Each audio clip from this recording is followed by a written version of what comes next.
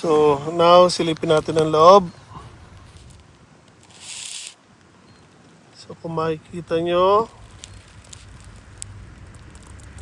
okay naman yung mga sibuyas. And,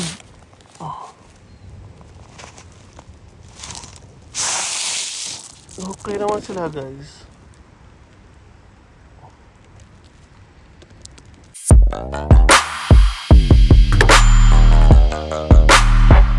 Hello guys, magandang hapon po sa inyo lahat. So, dito ulit tayo sa farm. And today, sisilipin natin yung mga tanim natin dyan. So, it's been 3 weeks. Simula nung naitanim natin yung mga sibuyas natin at bawang. So, now, silipin lang natin kung ano na mga itsura nila. So, baliktarin ko lang camera guys. Sama-sama natin silipin ang mga tanim natin.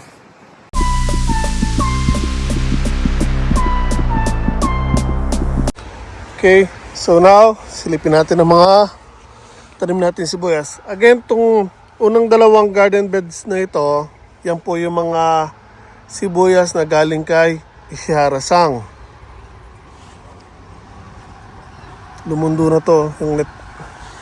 Dapat ganyan yun eh. So, now, silipin natin ang loob.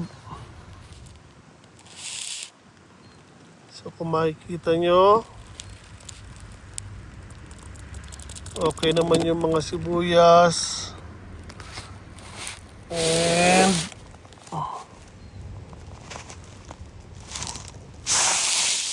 okay naman sila guys.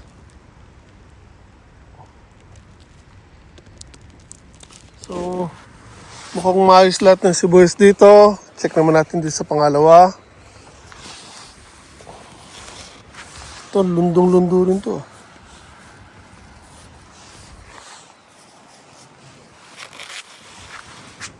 Okay, so from here, again, ang daming lamok sa loob, oh.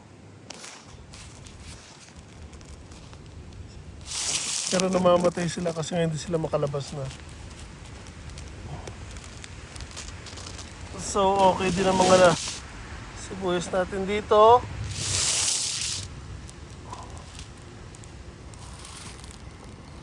Okay.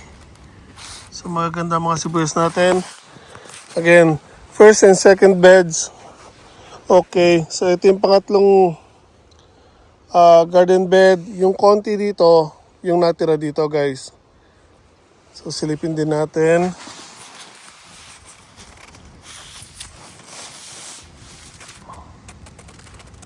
So, again, itong mga nasa harapan na yan ay mga kasama na nakuha natin kay Ishiharasang.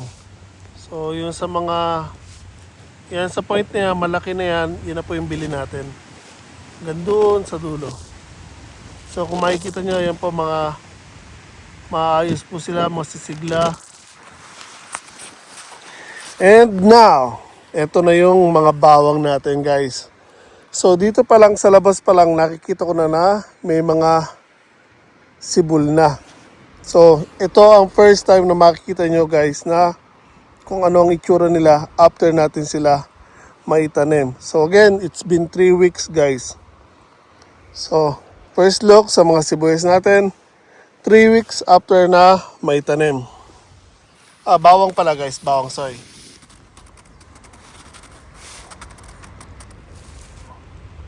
Okay guys, so ayan po yung mga bawang natin. So ang problema ko, itong umpisa nakalitaw. So hindi ko alam kung magkakaroon ng problema yan o hindi.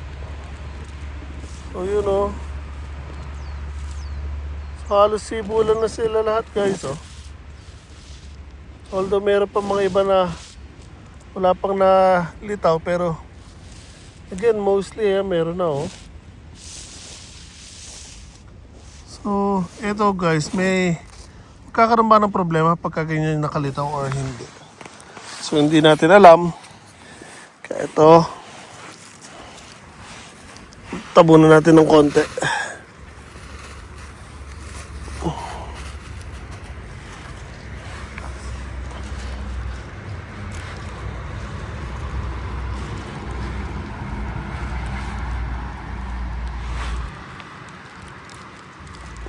So again, ganda ng mga sibuyas natin guys. Ay, bawang again, bawang. Ang ganda ng mga bawang natin. Okay, so dito yung sibuyas na nahukay ng usa.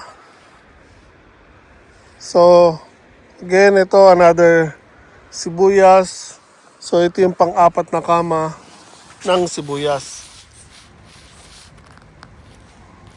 Yan, mukhang okay sila. Ito. Okay ka lang ba? Buhay naman siya pero nakahiga.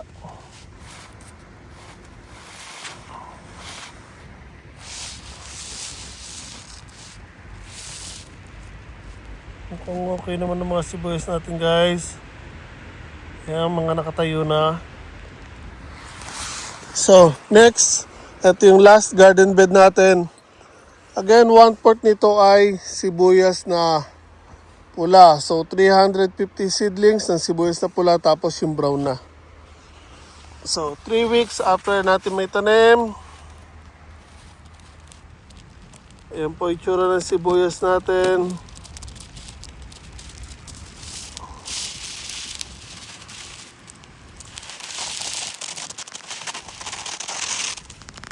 Okay guys, so makikita nyo, ayan, mga nakatayo na po. Sibulan na. So yan. So okay guys, so kung nakita nyo, ang gaganda po ng mga sibuyas natin.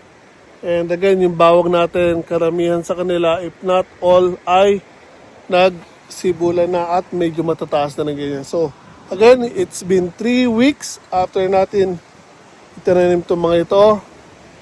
And so far, maganda po ang nagiging itsura nila. Buhay po sila. So, one time ko lang sila dinilag guys. Nung pagkakatanim ko. After that, hindi na natin naulit. So, kung makikita nyo yan, no? Nagmomoist ang lupa dito dahil nga ito kasi, ano ba to? May irrigation kasi dyan or patubig. So, summer doon sa may daanan ng irrigation, pumapasok yung tubig, kaya laging basa yung ilalim yan. So, again, ito wala pa rin tanim. So, mukhang hindi na ito matataniman guys. So far, maganda po ang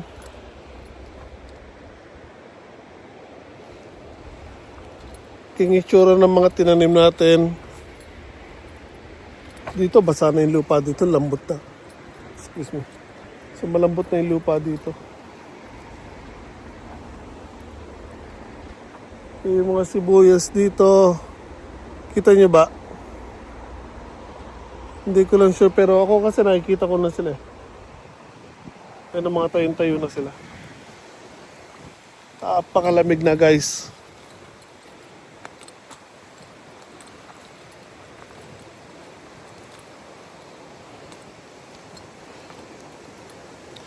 Okay, so hanggang dito sa dulo, maganda yung mga itsura ng tanim natin. Nakita ko mga nakatayo sila. Okay.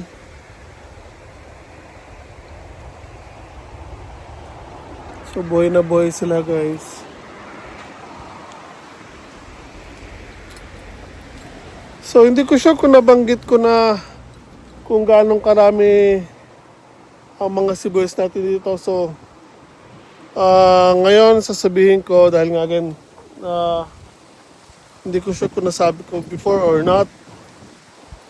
Yung 4,000 seedlings, alam ko nabanggit ko yan. Pero now, dahil nadagdagan na natin sila, so nasa 5,000 mahigit na tong mga sibuyas natin.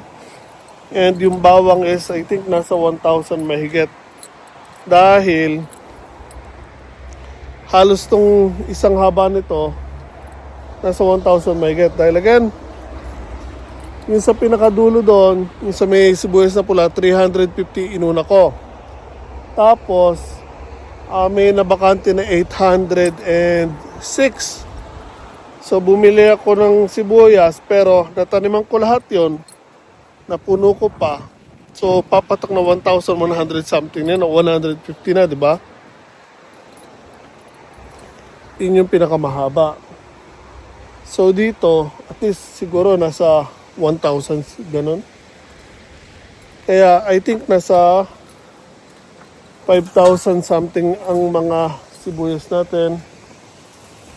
At 1,000 naman mahigit yung bawang. Kasi hindi, saglit lang guys.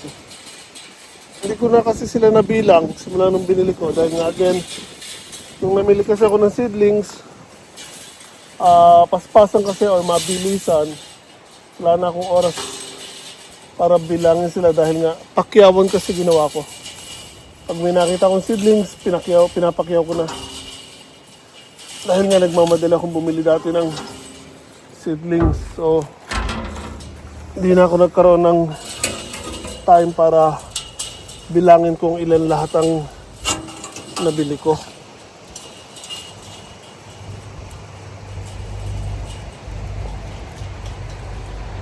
Okay. So, ganyan. Now, pasok naman tayo sa loob ng property.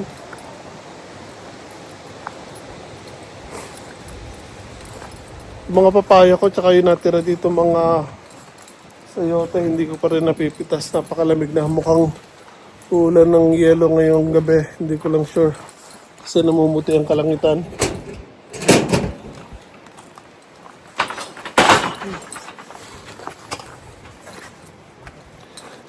Ay.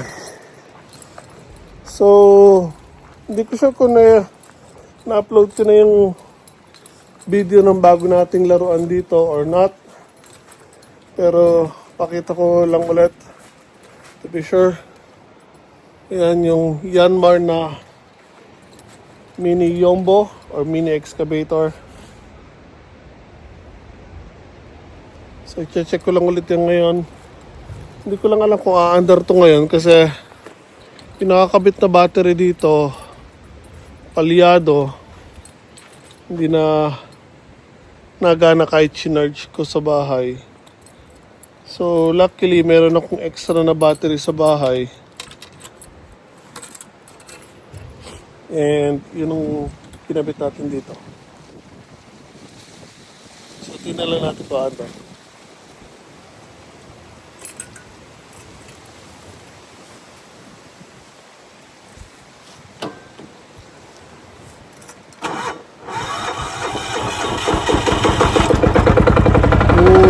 Okay pa siya.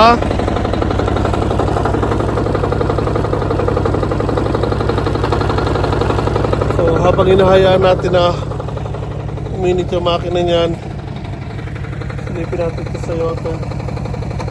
Again, ito yung mga sayote na accidentally lumago. Nasa punlaan pa sila, yung plastic container na dapat pang punlaan lang. Hindi ko na sila nailipat. So tulad na sabi ko guys, may mga bunga pa yan eh. So hindi ko pa totally na-check lahat yan kasi ang dami nito yung mga tumutusok sa damit. So check yan, may mga sayote pa dyan sa loob.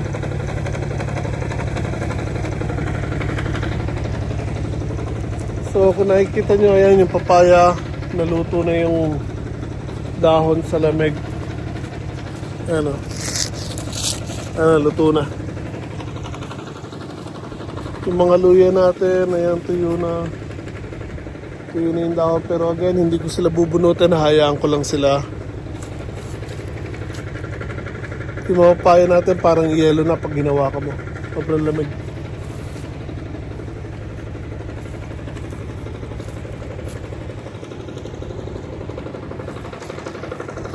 Okay, there. May mga ayusin lang ako guys, hindi ko na masyadong papahabain to. Sana po nagustuhan nyo po ang simple binagi ko sa inyo. Quick update lang sa mga sibuyas natin at bawang na nakatanim doon sa garden sa labas. So okay, may mga ayusin lang ako dito. And kung magagawa nyo naman po, pakilike naman po sana ng video na to. Share sa mga kaibigan nyo, subscribe na rin po sa channel. Ingat po tayo lahat palagi.